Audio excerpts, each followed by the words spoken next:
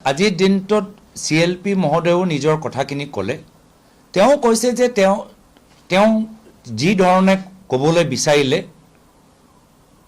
তেওঁতো ক'লে কি বহুতে কয় যে তেওঁ বিজেপি এজেণ্ট সেই ধৰণৰ তুলনা বা সেই ধৰণৰ কথা ক'বলৈ যাওঁতে ৰেজাউল কৰিমৰ নাম ল'লে কিন্তু মই ভাবোঁ যে প্ৰথম দিনত তেওঁ যি কথা ক'লে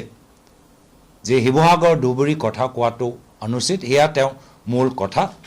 আৰু তাৰ পিছত ঘটনাক্ৰম যি ৰাজনৈতিক দলৰ মাজত আপোনালোকে দেখিছে কেতিয়াবা হৈ গৈ আজি তাৰিখত ৰেজাউল কৰিমে এটা পৃথক ৰাস্তা লৈছে নিজৰ বিবেকৰ কথা শুনি তেওঁৰ দলটো এৰি দিছে কিন্তু CLP আৰু কংগ্ৰেছ দলৰ সদস্যৰ ওপৰত এনে ধৰণৰ বিজেপি এজেণ্ট মানে যে মন্তব্য তেওঁ দাঙি ধৰিছে আমি সমৰ্থন নকৰোঁ আমি কংগ্ৰেছ দল একত্ৰিত হৈ বিজেপি দলৰ বিশেষকৈ হিমন্ত বিশ্ব শৰ্মা ডাঙৰীয়া যোৱা 20টা বছৰ যে তেওঁলোকৰ ৰাজনীতি যি ৰাজনীতি অসমক ধ্বংস কৰিলে অসমক চিৰকালৰ বাবে একত্ৰিত আৰু সংকল্পবদ্ধ